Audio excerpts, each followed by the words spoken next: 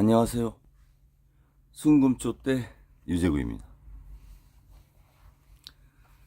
2024년도 한 40여일 있으면 지나가는 것 같습니다. 내년 2025년은 을사년으로 돼 있습니다. 뱀의 해인데 푸른색 뱀의 해라고 이렇게 나오더라고요. 을사년 하면 120년 전에 그 외교권을 박탈당했던 을사조약, 그런 아픈 역사가 생각나는 해이기도 합니다. 내년 한일수교 60년 되는 해인데 국민의 감정에 벗어나는 어떤 이벤트나 외교 관계가 있어서는 아니 된다고 생각이 듭니다.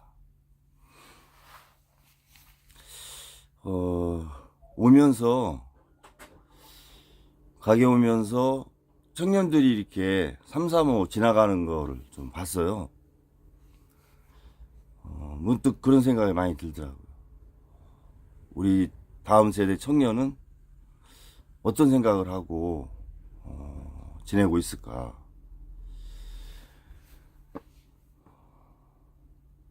우리 부모님 세대가 근로소득에 굉장히 충실하셨던 세대죠.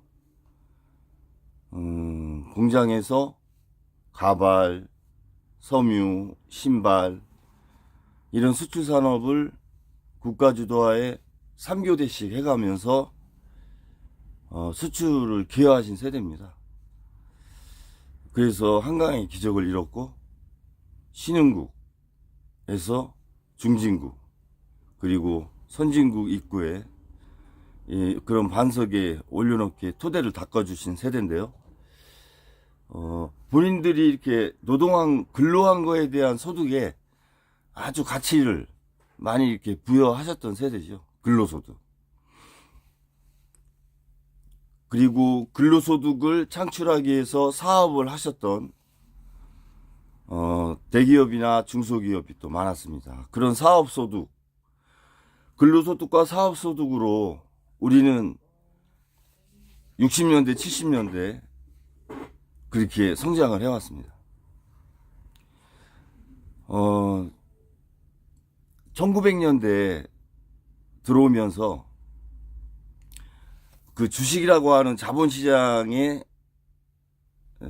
부가가치를 많은 분들이 또 인식을 하시는 계기가 또 있었고, 나라가 국부가 쌓이면서 전반적인 자산시장도 약간 이렇게 상승하는 그런 움직임이 있었습니다. 그래서 특히 국가의 혜택을 받았던 대기업이나 일부 총수일가를 중심으로 한 자본가 세력들이 근로와 사업소득에 충실했던 한 세대를 뒤로하고 자본소득에 몰입을 합니다. 그리고 올인을 합니다. 그래서 주식시장과 자본시장이, 자산시장이 급등을 하는 그런 상황을 또 연출을 합니다. 자본소득이라고 하는 것은 자본을 소유해서 발생한 소득인데요. 현금을 예금을 해놨는데 이자가 나오는 이자소득이라든가, 땅을 갖고 있어서 빌려줘서 받은 그런 소득, 지대, 그런 것들이 자본소득인데, 이런 자본소득이 주가 되는 그런 사회로 이전을 해가는 경향을 보입니다. 그러면서 2000년대를 맞이했는데요. 김대중 대통령님이 제조업 국가에서 새로운 IT 국가로서의 전환점을 마련을 합니다. IMF를 2년 만에 탈피하면서 정부화 시대를 열어주시죠. 국가적인 혁명이라고 저는 생각합니다. 그 당시에 그 창업했던 스타트업 기업들이, 벤처 기업들이 일정 부분 닷컴붐이라고 하는 어려움도 겪었지만 지금의 20년이 지난 지금의 국가 주도적인 산업에서 견인차 역할을 하고 있는 거죠. 유니콘 기업들이.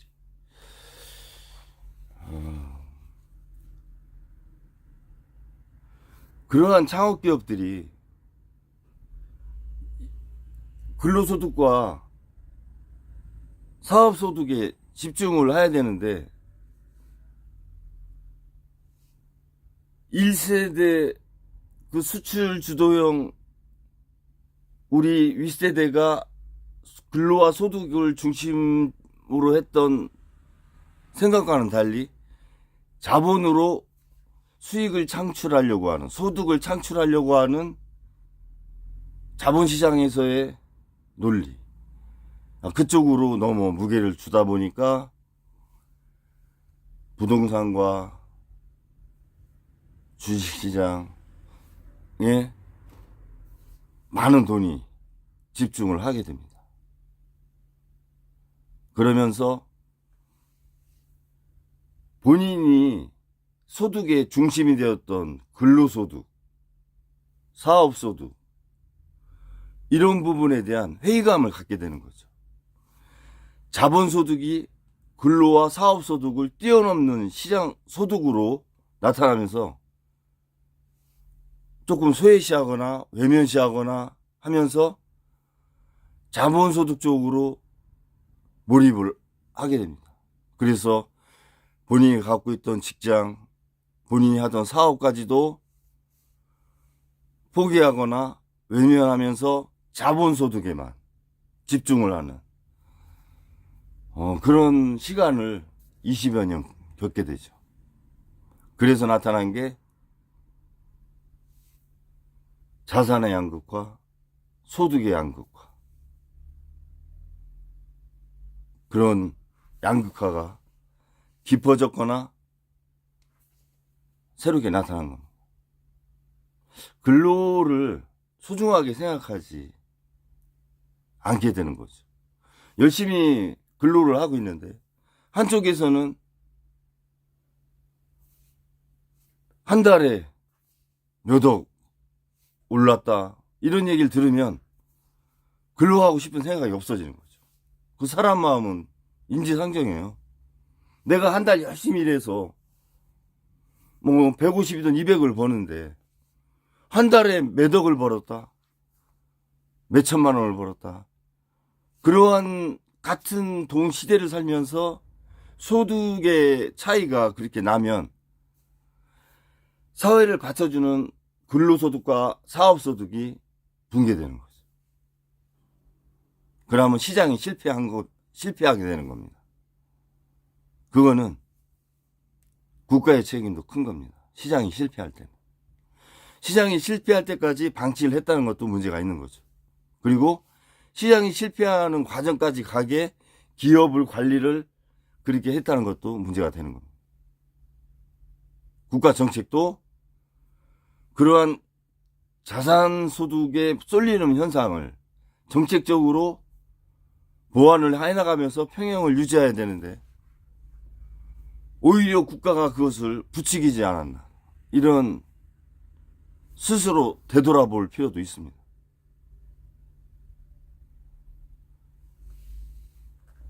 소득이 4가지가 있는데요. 근로소득, 사업소득, 자본소득, 이전소득이 있습니다.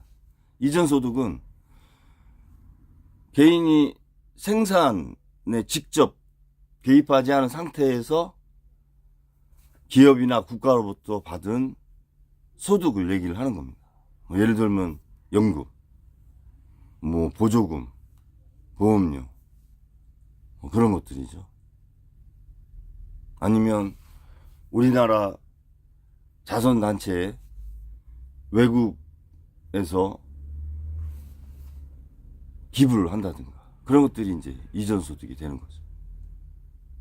이전소득은 하나의 나눔으로서 자리를 잡아가면 저는 좋다 이런 생각을 합니다.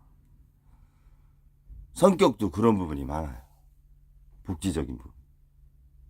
연금이나 보조금이 다 그런 부분 아닙니까? 문제는 자본소득에 너무 몰입해 있는 우리 청년들. 미국 주식 M7이 자고 일어나면 신고가를 올라가는 상황. 거기서 소외됐다는 어떤 그러한 자괴감. 그런 것들이 근로욕을 상실하게 하지 않나 이런 생각을 많이 하는 거죠. 저도 이 작은 문구점을 하면서 일정 부분 사업소득이 발생하지만 뭐 한 달에 몇 천만 원 억대 이렇게 부동산이 올라갔다 주식시장이 뭐 비트코인이 1억을 넘었다 이런 얘기 들으면 그 시장에 참여하지 못한 것이 제가 경쟁력이 없거나 기회를 못 잡았을 수도 있고 시장에서 도태돼 나고자 할 수도 있어요. 근데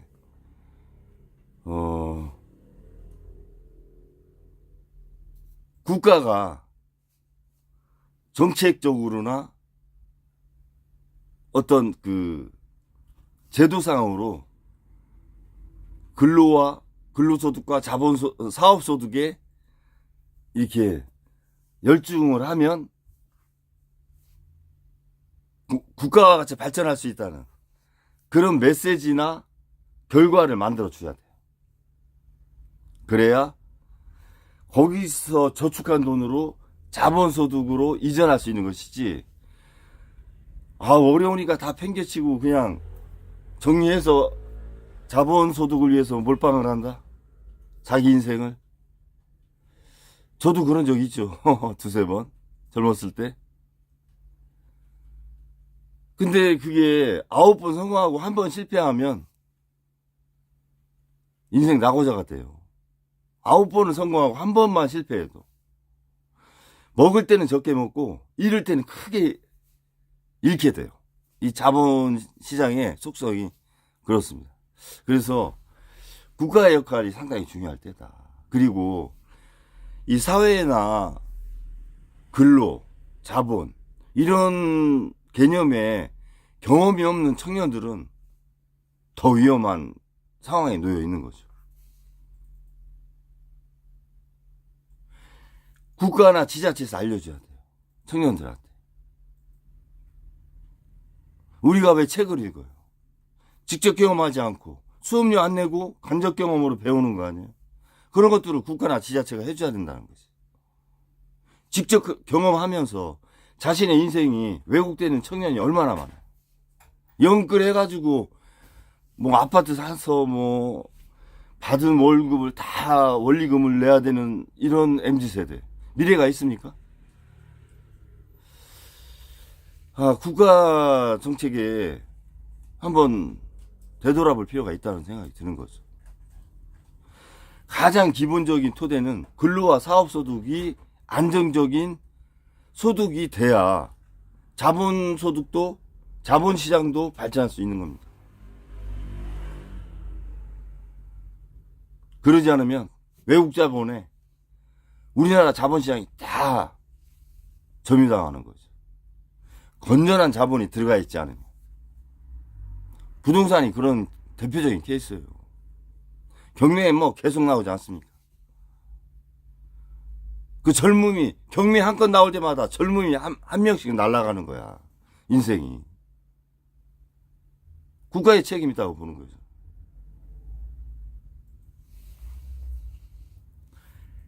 네 가지 소득 중에서 어떤 소득이 그 시절에 중요하고 소득이 이전돼서 올라가는 과정, 그러한 부분들에 대한 제도적인 정책적인 시스템이 있어야 된다. 우리 청년들이 자본주의라고 하는 냉혹한 그 현실에 빈몸으로 교육이 받지 않은 상태에서 뛰어들지 않게 국가나 국가의 혜택을 받은 대기업이나 단체는 책임과 의무가 있는 거예요. 우리 청년들을 보호해줄. 그래서 정상적인 인생 사이클을 갈 수 있도록 도와주고 안내해주는 그런 길잡이가 돼야 됩니다. 제가 너무 많은 인생의 굴곡을 겪어서 그런 오늘 오면서 청년들을 보면서 느끼는 마음이었습니다.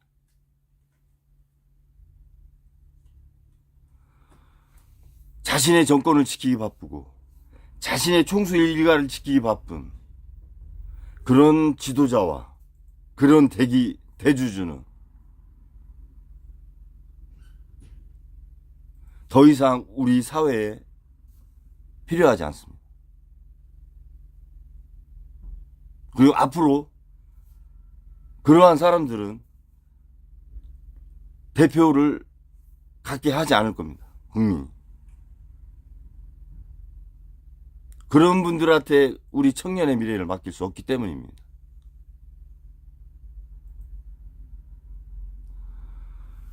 우리 대기업이 삼성도 셧다운하고 포스코도 중국에 공장 팔고 또 뭐 셧다운하고 이렇게 지금 줄여가고 있어요. 기업 하나가 흔들리니까 국가가 흔들리는. 이거는 국가의 구조적인 문제가 있는 거죠. 계절적 요인이나 경기 요인이면 지나가면 끝나는데 구조적 요인은 시간이 지난다고 해결해 주지 않습니다. 그 구조적 요인을 만들지 말라는 거죠. 청년들한테 인생의 구조적인 문제를 만들어주지 말라는 거죠, 저는.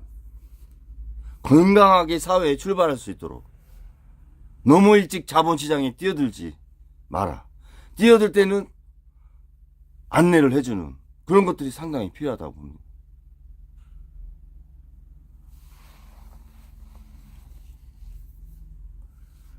건전한 국가 생태계가 되기 위해서는 소득의 가치가 어떤 소득의 가치가 중요한가를 알려주는 그것이 시작이라고 생각이 듭니다. 이제 11월도 얼마 남지 않았는데요. 마무리 잘 해나가시면서 오늘 하루도 화이팅 하시기 바랍니다. 감사합니다.